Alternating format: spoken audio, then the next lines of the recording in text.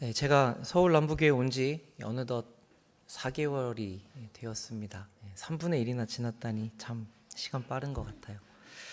제가 서울 남부교회 와서 개인적으로 놀랐던 부분 중에 하나는 성도님들께서 말씀을 가까이 하려고 개인적으로 참 애쓰시는 모습이었습니다. 예배 자리에 나와서 하나님의 말씀을 듣는 일도 쉬운 일은 아니죠. 그런데도 일단은 이 자리에 나오기만 하면 같이 모여서 여러분들과 함께 이렇게 앞에서 전해지는 이야기를 들으면 되니까 그래도 조금은 나은데, 이 필사나 통독과 같이 나 혼자 있는 곳에서 내가 시간을 내어서 하는 일은 진짜 이 말씀을 사랑하고자 하는 노력이 아니면 어려운 일이라고 생각이 들거든요. 그런데도 그 부분에서 여러분들이 참 열심을 내신다는 점이 좋아 보였습니다. 이 하나님의 말씀을 읽고 묵상하고 기도하는 것이 이게 매일 하는 일이고, 또 읽고 쓴다는 게 평범해 보여서 그렇게 대단한 일이 아닌 것처럼 여겨지는 때도 있겠지만, 여러분 꼭 이 일을 꾸준하게 끝까지 하시기를 바랍니다. 이게 정말 중요한 일입니다. 제가 신대원 갔을 때도 교수님께서 비슷한 말씀을 하셨어요. 여러분들이 앞으로 신학에 대한 공부를 하면서 내가 정말 이 공부를 열심히 해야겠구나라는 생각이 참 많이 들 텐데, 그럼에도 여러분 성경을 항상 더 많이 읽으십시오.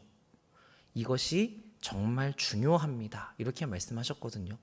그러니까 물론 그때도 들으면서 그렇지, 하나님의 말씀이 제일 중요하지, 당연한 말씀이지라고 생각을 했는데, 실제로 신학을 공부하고 또 목회의 자리에 있으면서 이 말씀이 정말 평생 더 깨달아지는 말씀이겠구나라는 생각이 들었습니다. 이 성경의 말씀을 통해서 우리는 성령님께 가르침을 받습니다. 여러분 아마 통독하시면서 쭉 읽다 보면 앞의 내용과 뒤의 내용이 연결이 돼서 읽힌다거나, 구약의 내용과 신약의 내용이 맞물리면서 깨달아진다거나, 아니면 이 말씀은 정말 하나님께서 정말 나에게 지금 주시는 말씀이구나 같은 어떤 신기하고도 또 성경에 읽는 게 재밌어지는 경험을 하셨을 것입니다. 그러니까 성경은 이 창세기부터 계시록까지 66권의 다양한 이야기들이 한데 어우러져서 하나님께서 어떤 분이신가를 여러 각도에서 입체적으로 보여줍니다. 그래서 창세기부터 계시록까지 성경 전체를 같이 한 번에 보는 것이 참 중요하죠. 그렇게 보지 않으면 어떤 부분만 읽고서 하나님은 정말 저주하고 벌하시는 무서운 분이시구나, 또는 다른 부분을 보고 뭘 해도 용서하신다고 하니까 좀 이래도 괜찮겠구나, 이런 식으로 우리가 하나님에 대해 편향된 관점을 가지게 되죠. 이런 일이 극단적으로 벌어지는 게 이단에서 그렇습니다. 이 부분은 맞고 저 부분은 그렇게 중요하지 않아, 주어진 계시 전체를 다 받아들이지 않고 자기들이 인정하는 부분을 따로 떼어서 잘라내니까 큰 문제가 생기는 것입니다. 그래서 제가 신대원에 있을 때에 성경을 전체를 통독하면서 성경 전체가 말하는 바를 좀 주제나 균형 있게 정리하면 좋겠다, 이런 생각을 한 적이 있습니다. 그래서 그 작업을 어쨌든 이제 신학생인 제가 해야 되잖아요. 그래서 평신도 분들에게 가르쳐 줄 수 있으니까, 성도님들께. 그래서 열심히 해보려고 했는데, 막상 이 구상을 시작하니까 이 내용이 엄청 많잖아요. 이걸 어떻게 다 해야 되지? 약간 엄두가 안 나기 시작하더라고요. 그런데 신학 수업을 듣다 보니까 우리 대단하신 선배님들이 기독교 수천 년 역사 동안 이 정리를 다 해두셨더라고요. 저만 몰랐던 것 같아요. 그러니까 그걸 제가 알고 나서 얼마나 감사하던지, 제가 하려면 평생 걸려도 못할 것 같은데 다 해놓으셨으니까 저는 그냥 이제 읽기만 하면 되는 거지 않습니까? 그러니까 여러분들 이렇게 정리되어 있는 성경의 내용이 주제별로 정리되어 있는 게 있으면 유익할 것 같으십니까? 아닐 것 같으십니까? 우리의 신앙에 유익하겠죠. 네. 그래서 이 성경 전체를 잘 정리해 둔 것, 그것을 우리가 무엇이라고 이야기합니까? 교리라고 이야기를 합니다. 예전에는 이런 면에서 교리가 되게 중요하다, 여러분이 성경을 전체적으로 아실 수 있어야 된다라고 해서 교리를 강조했었는데, 그러다 보니까 교리는 사람이 만든 것이 아니냐, 성경이 더 중요하다라고 다투던 때가 있었습니다. 근데 사실 그렇게 싸울 필요가 없는 것이죠. 성경의 내용을 정리해 둔 것이 교리이기 때문입니다. 기독교는 역사적으로 우리가 무엇을 믿는지에 대해서 계속해서 정리를 해왔습니다. 왜냐하면 우리가 믿는 내용에 대해서 계속적으로 공격이 들어왔기 때문에 그래요. 그 기초를 우리가 어디에서 볼 수 있냐면 사도신경에서 볼 수 있죠. 여러분, 사도신경은 무엇입니까? 기도문인가요? 예수님의 제자들, 그 사도들이 믿었던 내용이 무엇인지를 체계적으로 정리해 둔 것이죠. 그래서 우리가 무엇이라고 얘기합니까? 사도신경으로 우리의 신앙을 고백한다라고 이야기를 하죠. 그러니까 우리가 믿는 바의 내용이 무엇인지를 이야기하는 것입니다. 그러면서 내가 어떤 하나님을 믿는지, 내가 무엇을, 성경의 어떤 가르침을 믿는지를 이야기하고, 동시에 우리가 소리내서 이야기하잖아요. 그러니까 내 옆 사람도 무엇을 믿는지, 내 옆 사람이 믿는 하나님은 어떤 분인지 그것을 서로가 공유하는 겁니다. 그리고 나서 내가 믿는 하나님과 내 옆에 있는 하나님이 일치하다는 것을 확인하니까 우리가 한 형제구나, 한 믿음을 가지고 있구나, 한 몸으로서 그 한 하나님을 예배하는 것이죠. 그래서 사도신경은 대체로 예배의 앞부분에 위치를 하고 있죠. 그러니까 우리가 이 교리에 대한 기본적인 내용만 알아도 이단의 위험으로부터 매우 안전해질 수 있습니다. 그리고 반대로 말하면 이단에 빠진 사람이 많다는 건 무슨 말이냐면 이 교리에 대한 교육, 우리가 무엇을 믿는지에 대해서 정리가 안 돼 있는 게 현실이라는 것을 보여주죠. 그래서 제가 생각해 보니까 우리 서울 남부교회는 대부분의 설교 말씀이 이제 성경의 순서를 따라가는 강해 설교, 성경의 내용을 집중해서 보는 편이 많아서 제가 수요일은 이 성경 말씀을 가지고 교리적인 부분을 정리를 하는 게 유익할 수 있겠다라는 생각이 들어서 여러분들과 그런 주제들을 가지고 좀 나누고자 합니다. 근데 또 이게 교리에 대한 내용을 나누겠습니다 하면 이제 괜히 또 어렵겠구나, 딱딱하겠구나, 재미없겠구나 하실 것 같아서 여러분들이 이미 알고 계시는 내용들을 이렇게 정리하는 식으로 하려고 합니다. 그렇게 함으로써 두 가지 유익을 얻고자 하는데, 첫째는 무엇이냐면 성경의 내용을 여러분들이 종합적으로 정리해서 균형 있게 아는 것, 그리고 두 번째는 그 내용이 내 삶과 과연 무슨 관련이 있는지를 생각해 보는 것입니다. 그래서 우리가 첫 번째로 볼 부분은 가장 유명한 질문, 사람의 제일 되는 목적이 무엇인가 하는 부분입니다. 여러분, 이 질문은 다 들어보셨죠? 사람의 제일 되는 목적이 무엇입니까? 그리고 답도 아시죠? 답이 무엇입니까? 하나님을 영화롭게 하고 그를 즐거워하는 것. 그렇죠? 이 내용이 여러분 어디로부터 나온 거라고요? 우리가 고민하고 생각해서 사람이 왜 살까? 이렇게 사는 거구나라고 나온 게 아니라 성경이 사람에 대한 목적을 이야기하고 있는 부분을 잘 정리를 했더니 이렇게 요약할 수 있다라고 나온 것이죠. 심지어 제가 드린 이 질문은, 여러분이 알고 계시는 질문과 답은 그 옛날에 10대 아이들을 가르치려고 만들어 놓은 내용입니다. 그러니까 가장 쉽게 정리를 한 문답인 것이죠. 그래서 답이 그렇게 어렵지 않습니다. 어른을 위한 대요리 문답을 들어가면 내용이 길거든요. 근데 애들을 위한 거는 이렇게 딱 한두 문장으로 정리가 됩니다. 그래서 제가 초등부 담당할 때 아이들한테 이 내용을 가르쳤어요. 약간 모험을 하긴 했지만 그냥 일단 외워라. 너희들은 일단 이걸 아는 게 필요하다. 그래서 질문하고 답을 주었는데 아이들이 그 20분, 30분 안에 이거를 외우더라고요. 중고등부 아이들에게 이 내용을 가르쳤더니 목사님 너무 학원 같아요. 이렇게 얘기를 하긴 했지만 곧 이 교리의 내용이 무엇인지를 이해하기 시작했습니다.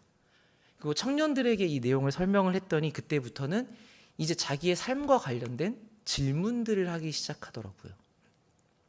저는 여러분들도 아마 비슷한 궁금증을 가지고 계실 수 있다고 생각이 됩니다. 우리 중에 하나님의 영광을 위해서 살아야 된다라는 답을 모르시는 분은 없으시잖아요. 오죽하면 이 31절은 여러분들이 다 외우시지 않습니까? 그런즉 너희는 먹든지 마시든지 무엇을 하든지 다 하나님의 영광을 위해서 해라. 너무 잘 알고 있는 말씀이죠. 자, 그런데 이 답을 알고 난 후에 삶의 현장에서 이어지는 우리의 고민이 무엇입니까?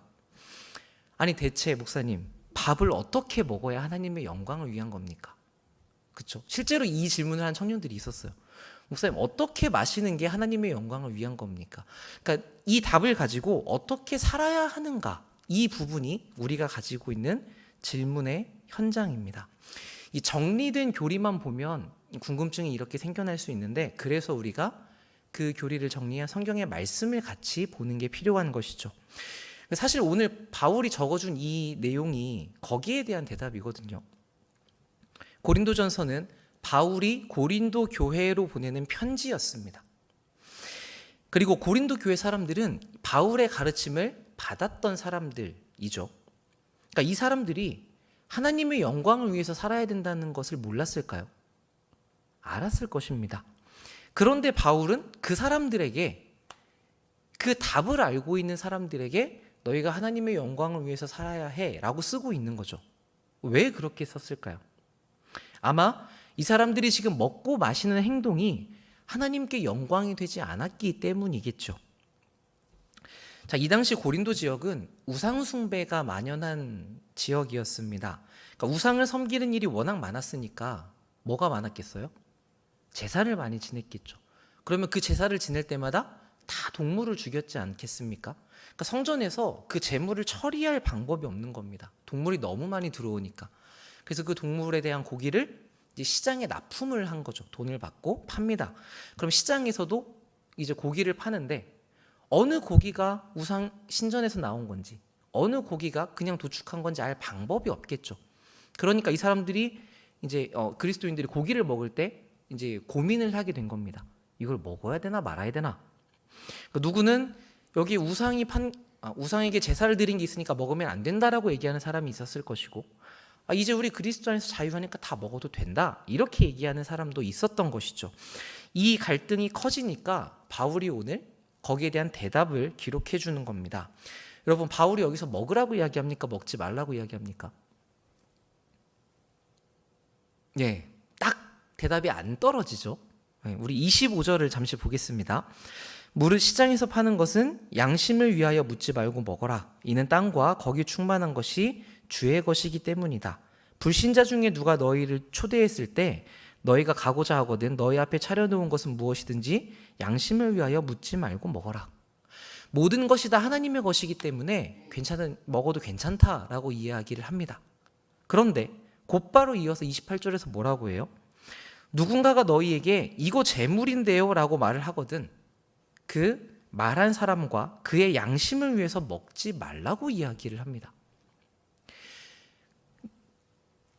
이런 상황이 되면 많은 분들이 저한테 화를 내세요.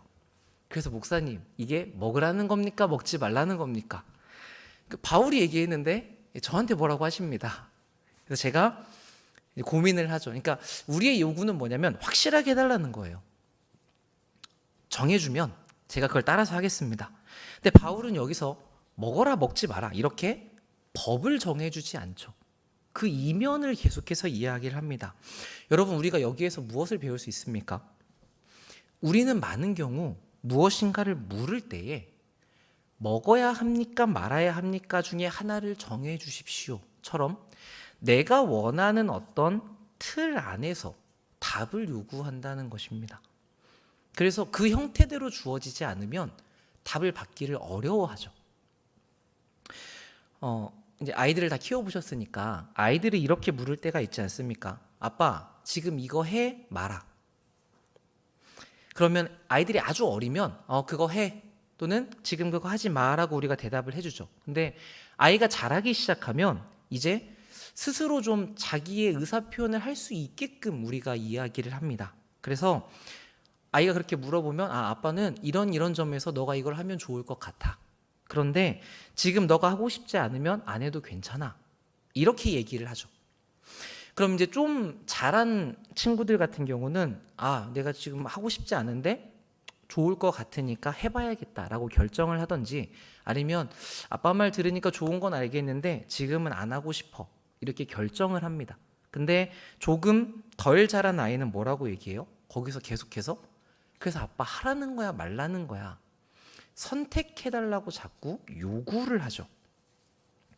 그러니까 우리도 어떤 면에서 그렇게 생각할 때가 있는 것입니다. 내가 얘기한 선택지 안에서 결정을 해달라는 거예요. 근데 사실 저도 이제 이런 질문들을 많이 받지 않겠습니까? 이 성경의 이야기들을 가지고 이게 해 마라라고 이야기를 하면 되게 편해요. 많이 고민할 것도 없고 그냥 앞으로 그렇게 그래놓고 나중에 안 하면 하라고 했는데 왜 안 했어? 이렇게 얘기하면 편하거든요. 근데 바울은 그렇게 이야기하지 않고 조금 더 들어가서 이야기를 합니다.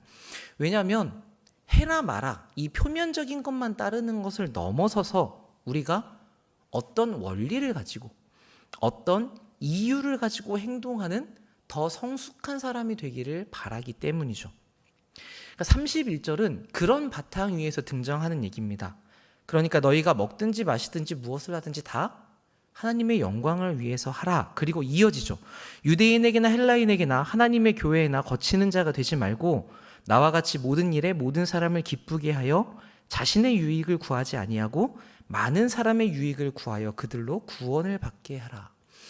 어떤 형태로 먹고 어떤 방식으로 마셔야지 하나님의 영광을 받으신다가 아니라 내 유익을 구하기보다 저 사람의 유익을 구하는 마음으로 나에게 목사님 그거 우상에게 바쳐준 고기인데요 라고 했을 때 이 사람의 마음이 불편할 것을 생각해서 너희가 행동해라. 상대방을 사랑하는 마음으로 행동할 때 하나님께서 영광을 받으신다라고 이야기하고 있는 것이죠.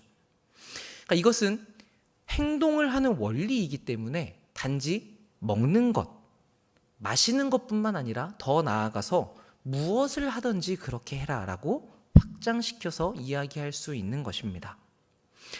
그래서 이 말씀은 지금을 사는 우리들의 삶에도 적용해 볼 수 있는 것이죠. 우리도 무엇인가를 먹고 마시고 행동하며 살아가고 있습니다. 여러분이 그렇게 살고 있는 그 이유는, 그 목적은 어디에 있을까요? 여러분은 무엇을 위해서 먹고 무엇을 위해서 마시고 무엇을 위해서 살아가고 계십니까? 우리가 수요일 날 예배 마치면 이제 자주 같이 점심을 먹지 않습니까? 이게 아이들이 보기에는 점심에 밥을 먹는다입니다. 표면적으로 그 행동이죠. 그런데 사실 그 자리는 밥을 먹는다가 전부인 자리가 아니죠. 지체를 사랑해서 대접하고자 하시는 사랑의 마음이 있고 그 사랑의 마음을 받아들여서 이 자리에 함께하는 사람들이 있어서 가능하고 그것을 먹는 자리에서 먹기만 하는 것이 아니라 서로의 삶에 관심을 가지고 사랑을 나누려고 하는 일들이 있습니다. 그리고 그것을 같이 먹고 힘을 내어서 우리가 더 하나님을 위하여 더 사랑하는 사람이 되자. 이런 여러 행동의 동기들이 모여 있는 자리인 것이죠. 그러니까 여기서 우리가 사랑으로 먹고 마신다면 그 자리는 하나님께서 기뻐하시는 자리라는 거예요. 그런데 반대로 똑같은 식사의 자리, 같은 음식을 먹는 같은 구성원이지만 내 욕심을 채우기 위해서 나를 자랑하려고 있는 자리라면 하나님께서 기뻐하시지 않는다는 이야기입니다. 그러니까 무엇을 하느냐의 문제가 아니라 어떤 마음으로 하느냐가 중요하다는 것을 이야기하는 것이죠. 그래서 여러분들 잘 아시지 않습니까? 이 동기의 차이 때문에 똑같은 모임을 해도 어느 경우는 어떤 사람이 위로받고 살아나는데 어떤 경우는 상처받고 떠나기도 하는 것이죠. 그래서 우리는 이 동기가 무엇인지, 우리가 어떤 마음으로 행하는지 이 부분을 정직하게 살펴보아야 하는 것입니다. 우리는 무엇을 위해서 행동하고 있을까요? 교회 안에서는 이제 하나님의 영광을 위해서, 이게 우리가 배운 답이죠. 맞습니다. 그게 우리가 도달해야 할 목적입니다. 그렇다면 지금 우리의 모습은 어디쯤에 있을까요? 어떤 성공을 위해서, 자녀들을 위해서, 나를 위해서, 무엇을 위해서 여러분들이 살아가고 계십니까? 무엇과도 내 목숨을 바꿀 수 없다라고 한다면 나는 내 생명을 가장 소중히 여기고 있는 것일 것이고, 간혹 내 목숨과 바꾸어도 이건 괜찮다라는 것이 있다면 그게 내가 가장 원하고 추구하는 것이겠죠. 사실 우리는 많은 경우에 이미 내가 원하는 것들을 선택하며 살아왔습니다. 사람은 항상 자기가 더 편한 것, 더 좋은 것, 자기가 보기에 맞는 것을 선택하거든요. 그러니까 지금 내가 살고 있는 삶이 내가 무엇을 가장 원하는지를 잘 보여줍니다. 그러니까 내가 무엇을 위해서 살고 있지? 라고 여러분이 고민하실 때에 여러분이 배운 하나님의 영광을 위해서 살고 있지라는 답을 바로 꺼내지 마시고 지금 내가 걷고 있는 현실을 잘 살펴보시면 좋겠습니다. 여러분이 무엇에 노심초사하십니까? 무엇에 걱정하고 근심하고 계십니까? 그 부분이 내가 가장 원하고 있는 부분이겠죠. 저는 그게 무엇인지 잘 모릅니다. 그 결과가 어떻게 나올지 모르고 여러분 각자가 다 다를 것이고요. 그러니까 이것은 여러분과 제가 각자가 하나님 앞에서 독대하며 살펴보아야 할 부분인 것이죠. 자, 여기까지 오면 대체로 이제 우리의 마음이 좀 무거워집니다. 내가 하나님의 영광을 위해서 살아야 하는데 이 짐이 지워지는 것 같아서 그렇죠. 그런데 오해하지 않으셨으면 좋겠는 게 하나님께서 우리에게 이 짐을 억지로 지우시지 않습니다. 제가 이 일문 삶의 목적이 무엇인가 그리고 왜 하나님의 영광과 즐거움이라고 하셨는가 이거를 정말 많이 생각을 해봤는데 우리에게 삶의 목적이 있다는 얘기는 우리의 인생이 그렇게 하나님의 계획과 가치 안에서 지어졌다는 이야기입니다. 삶의 목적이 없는 사람들은 그냥 나는 세상에 그냥 던져진 존재라고 생각할 수 있지만 여러분이 태어나기도 전에 이 목적이 정해져 있다는 것은 하나님이 여러분을 그렇게 디자인하셨고 우리의 인생을 가치 있게 보신다는 얘기거든요. 그러니까 이 질문과 답은 하나님이 우리를 위해서 주신 것이에요. 우리가 삶에서 흔들릴 때마다 다른 것을 찾아갈 때마다 그래서 내 인생의 목적이 무엇인지를 모르겠다고 방황할 때마다 야, 너의 인생은 내가 이렇게 디자인했어 라고 우리의 삶을 위해서 주신 것이죠.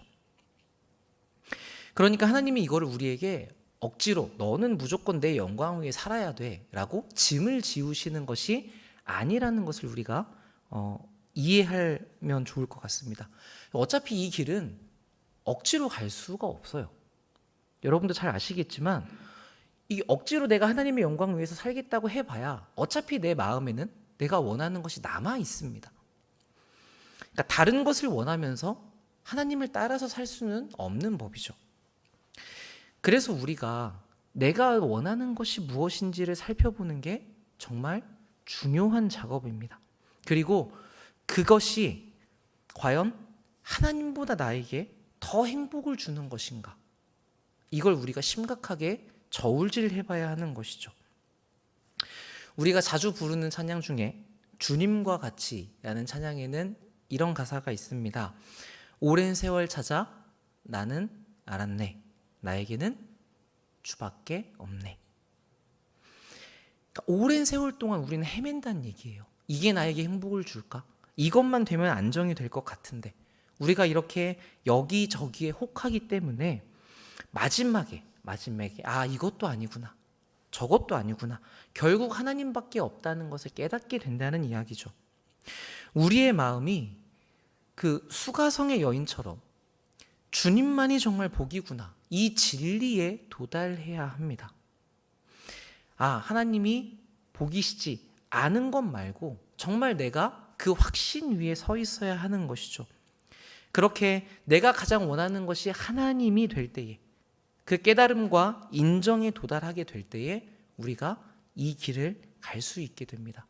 그래서 저는 우리 선배님들이 이 문제에 대한 답을 하나님의 영광을 위해서라고 끝맺지 않고 그 뒤에 덧붙이신 것 같아요.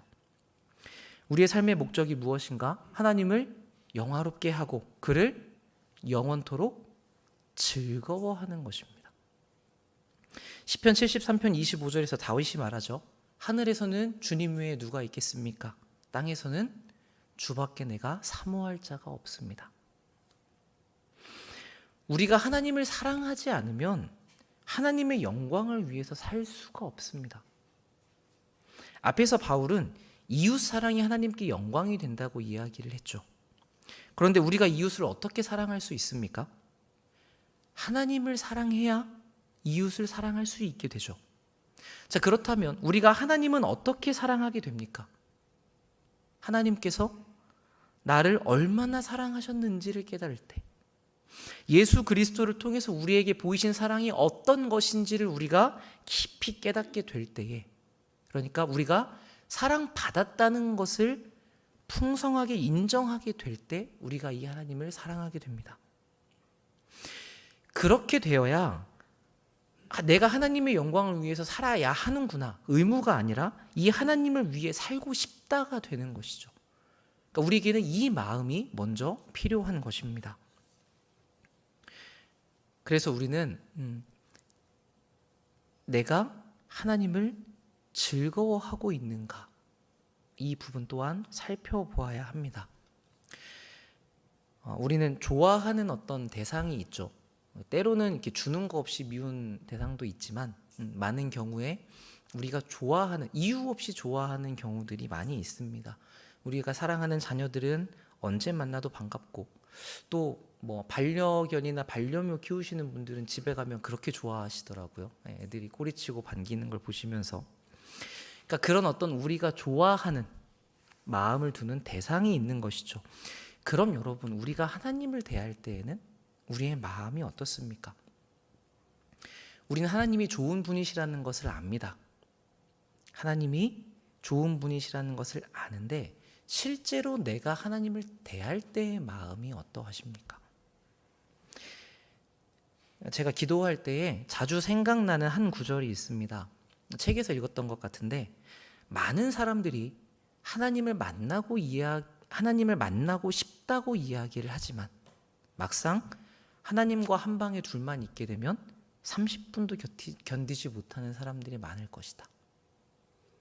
무슨 의미인지 이해되시죠? 기도의 자리에서 30분을 버티기 힘들어하는 사람들, 과연 하나님을 독대할 때에 그 시간을 즐겁게 보낼 수 있을까? 무엇을 해주어서가 아니라 아무것도 주시지 않아도 예수님 그분이 좋아서 그분을 바라보고 찬양하고 그분과 함께 있고 머물러 있고 싶은 즐거움이 있으십니까? 그럴 때가 있었죠. 우리의 신앙생활에는 그런 때가 있었는데, 여러분 그때 어떠셨습니까? 그때 우리는 예수님을 위해서 살고 싶은 마음이 가득했습니다. 결단하거나 애쓰지 않아도 정말 내가 그분을 위해서 내 인생을 다 드리고 싶다라는 마음이 있었죠. 자나 깨나 예수님 생각이 나고, 길을 가다가도 하늘을 보면서 우리 주님을 생각하고, 그래서 이 하나님을 즐거워하는 것, 이 부분이 우리에게 참 중요하다는 생각이 듭니다. 감정적으로 항상 기뻐야 한다는 것이 아닙니다. 근데 우리가 그 좋으신 하나님을 즐거워할 수 있어야 한다는 이야기입니다. 왜 그러냐면 우리가 내 힘으로 하나님께 영광을 돌릴 수 없기 때문에 그래요. 하나님으로부터 오는 충분한 사랑을 공급받아서 살기 때문에 그렇습니다. 그 사랑을 받아야 우리가 하나님을 즐거워하게 되고, 우리가 그렇게 하나님을 사랑해야 거기서부터 비롯되어 이웃을 사랑하게 되는 것이죠. 그래서 우리가 신앙생활할 때 그렇게나 하나님과의 관계가 중요하다고 이야기하는 것입니다. 하나님을 즐거워하는 것이 내 삶을 바른 목적으로 이끌어갑니다. 그러니까 여러분, 나는 하나님의 영광을 위해 살아야 한다, 또는 그렇게 살려고 노력하고 있다, 이렇게만 생각하지 마시고, 이게 바른 목적인 것은 알겠는데, 그게 답인 건 알겠는데 과연 나는 지금 그러하고 있는가, 이 부분을 살펴보시면 좋겠습니다. 만약 그렇지 못하다면 내가 무엇을 가장 원하고 있기 때문인지, 내가 하나님 앞에서 포기하지 못하는 것을 한번 생각해 보시고, 왜 내가 그것을 그렇게 좋아할까, 이 부분도 한번 깊이 고민해 보시면 좋겠습니다. 하나님께서 여러분을 그거 가지고 책망하거나 정죄하지 않으세요. 왜냐하면 하나님은 이미 그걸 다 알고 계시니까. 근데 우리가 그 부분을 놓치고 있죠. 우리 마음에 그 욕심과 그 하나님 외에 다른 원하는 우상이 있는데 우리가 이 부분을 신경 쓰지 못하고 살아가고 있기 때문에 하나님께서 가르쳐 주시고 싶은 겁니다. 그쪽으로 가지 않는 게 우리에게 좋은 길이라고. 여러분, 이 과정을 반복하시다 보면 한 번에 딱 정리가 되기보다는 계속 고민하시게 될 텐데, 그러다 보면 내가 하나님을 원하긴 하지만 그렇게까지는 원하지 않는 부분이 있구나. 이 부분만큼은 하나님께서 흔들지 않아 주시기를 바라는구나 하는 부분을 발견하게 되실 겁니다. 그게 어떤 환경일 수도 있고요. 내 안에 어떤 고집이나 욕심이나 자존심 같은 것일 수도 있겠죠. 그 부분을 여러분이 하나님과 더 발견해 가셨으면 좋겠고, 거기에 대해서 하나님과 계속해서 치열하게 대화하실 수 있으면 좋겠습니다. 그런 과정을 거치면서 우리가 점차 그래 그래도 하나님밖에 없지, 이렇게 내 것을 스스로 내려놓고 내가 가장 원하는 것이 하나님이라고 고백하게 될 때, 그때 우리는 진심으로 하나님을 즐거워하게 될 것이고 이 하나님을 영화롭게 하는 삶이 살고 싶어지게 될 것입니다. 그러면 여러분, 그때부터 이제 내가 아무런 필터 없이 하던 생각과 말과 행동들, 이런 것들에 변화가 생기게 되는 것이죠. 하나님을 위해서 하나님이 기뻐하시는 것이 무엇일지를 우리가 고민하고 살아가기 때문에 그렇게 됩니다. 그렇게 우리는 하나님을 사랑하는 사람으로, 이웃을 사랑하는 사람으로 하나님을 영화롭게 하며 그분을 즐거워하는 이 인생의 목적에 더 가까워져 갈 것입니다. 아브라함의 인생을 통해서 우리가 오랫동안 봤죠. 우리를 향한 하나님의 사랑이 얼마나 크고 넓고 강한 것인가. 그러니까 여러분, 두려워하지 마시고 내 잘못 때문에 하나님께 혼나지 않을까 불안해하지 마시고 우리를 사랑하시는 그 사랑 위에서 여러분의 인생을 솔직하고 또 치열하게 하나님과 교제하시기 바랍니다. 그 모든 과정을 통해서 하나님께서 여러분의 삶을 선하고 복되게 더 아름답게 빚어주실 것입니다. 아멘. 제가 기도하겠습니다.